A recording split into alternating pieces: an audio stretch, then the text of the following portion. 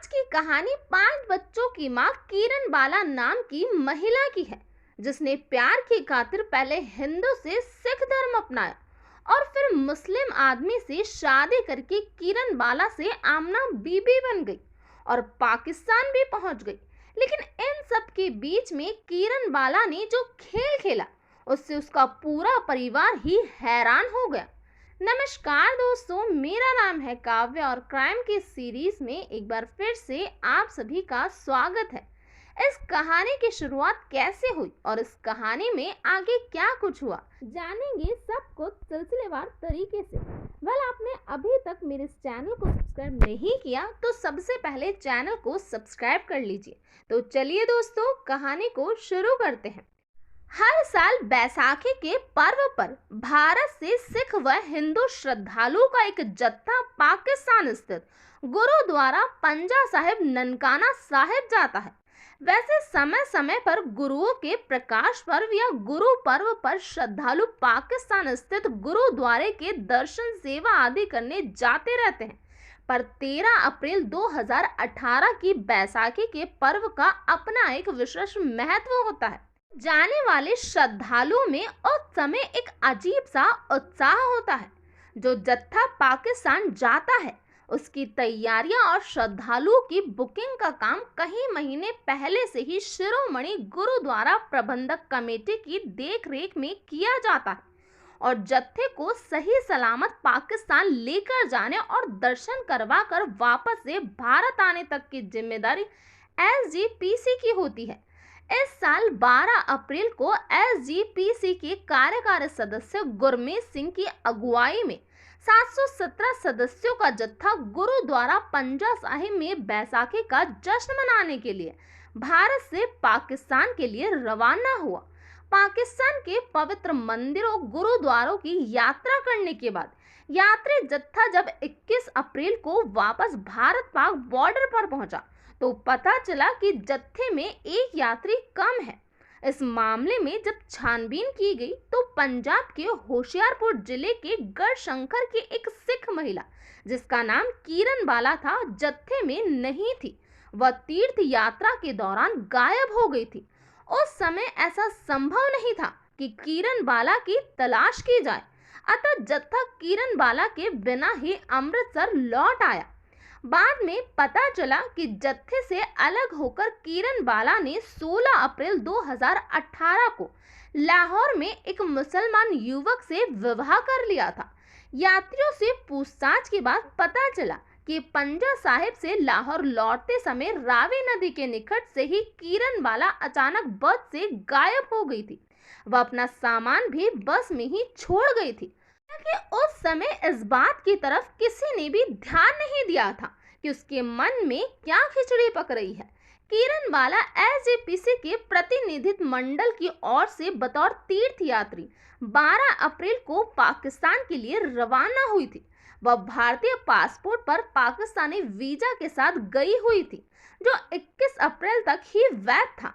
बाद में उसने इस्लामाबाद में पाकिस्तान के विदेश मंत्रालय को चिट्ठी लिखकर अनुरोध किया कि मैंने लाहौर के दारुल उम्मुल जामिया नई मियां में अपनी मर्जी से इस्लाम धर्म अपनाया है और लाहौर के हंजरवाल मुल्तान रोड निवासी मोहम्मद आजम से निकाह कर लिया है। इसीलिए मेरी वीजा की अवधि बढ़ाई जाए ताकि मैं अपने शौहर के साथ पाकिस्तान में रह सकूं। आवेदन में उसने अपना नाम आमना बीबी लिखा था। मंत्रालय ने उसकी अर्जी स्वीकार कर वीजा अवधि 30 दिन के लिए बढ़ा दी थी।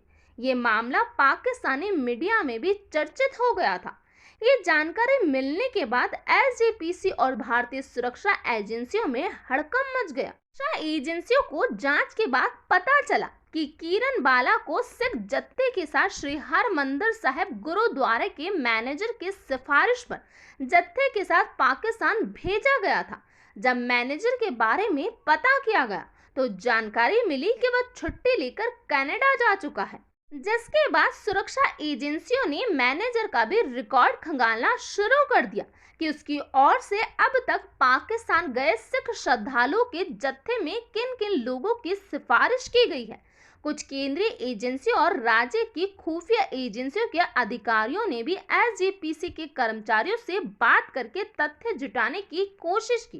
इधर खुफिया एजेंसियां ये पता लगाने की कोशिश कर रही थी कि किरण बाला ने जत्थे के साथ जाने के लिए अपने क्षेत्र के एसजीपीसी के सदस्यों से सिफारिश ना करवाकर अमृतसर जिले के रहने वाले उस मैनेजर से ही क्यों सिफारिश करवाई।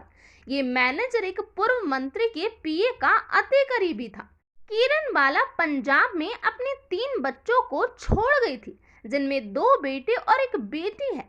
लेकिन पाकिस्तान में मोहम्मद आजम से शादी करने के बाद वह अपने 3 बच्चों के होने से भी मुकर गई। उसने पाकिस्तानी मीडिया से कहा कि उसके कोई भी बच्चा नहीं है। अपने तीनों बच्चों को उसने अपनी मौसी के बच्चे बताए, जबकि उसकी सास और ससुर ने बताया कि किरण बाला वैसे तो 5 बच्चों की मां है।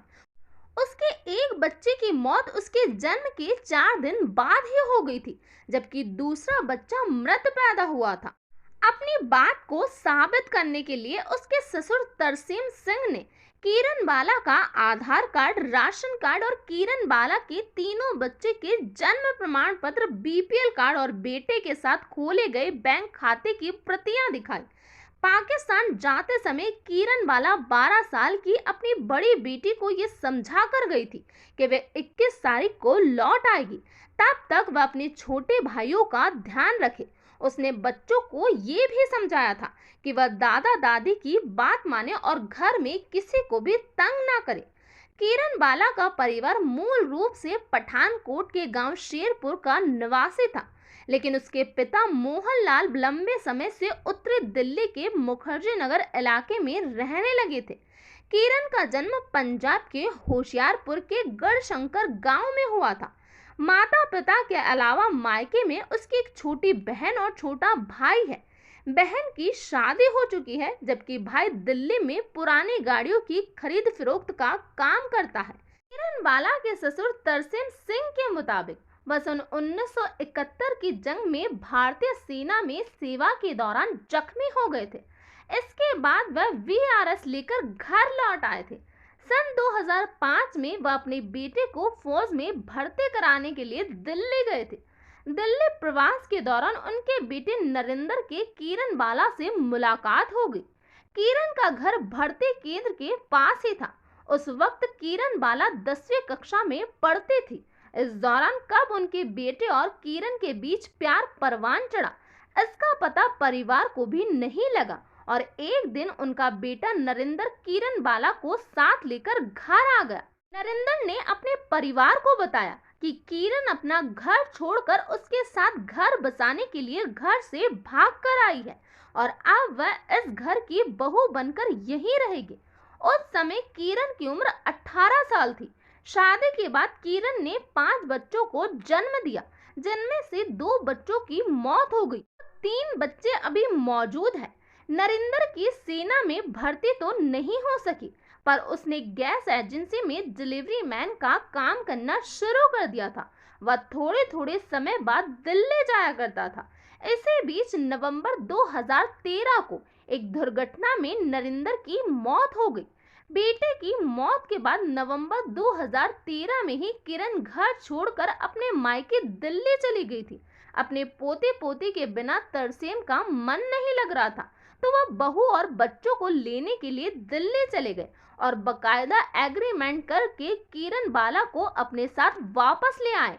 उन्होंने कई बार किरण बाला से दूसरी शादी करने की बात कही और कहा कि वह खुद अपनी बेटी की तरह उसका कन्यादान करेंगे, लेकिन वह दूसरी शादी के लिए राजी नहीं हुई।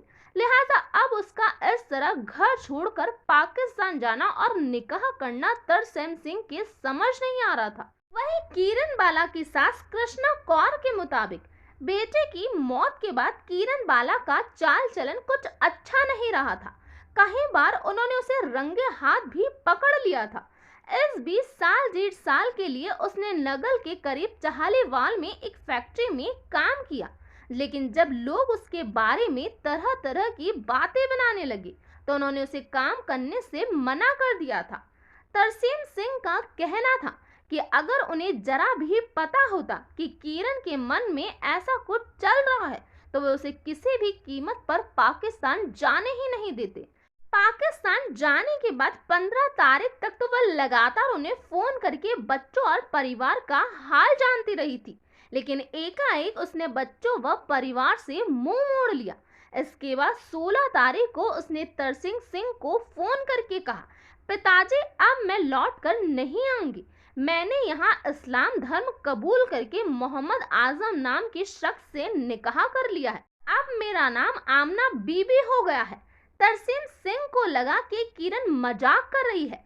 इस पर उन्होंने उससे कहा, क्यों मजाक करती हो बेटा, छोड़ो कोई बात नहीं, तुम यात्रा पूरी करके जल्दी से घर आ जाओ, बच्चे और हम सब तुम्हारा इंतजार कर रहे हैं। इसके बाद किरण का कोई फोन नहीं आया और ना ही उससे कोई संपर्क हो सका था। 18 अप्रैल 2018 को जब तरसीम सिंह को एक अंतर्राष्ट्रीय संवाद एजेंसी के पत्रकार का फोन आया और उसने भी वही बात दोहराई तो वह चकित रह गए। तरसीम सिंह का मानना है कि किरण शायद पाकिस्तानी खुफिया एजेंसी ISI या फिर आतंकी संगठनों की साजिश का शिकार हो सकती है।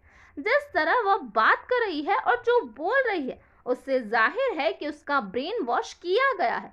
अब वह वही बोल रही है जो ISI या फिर आतंकी संगठन उससे कहलवाना चाहते हैं।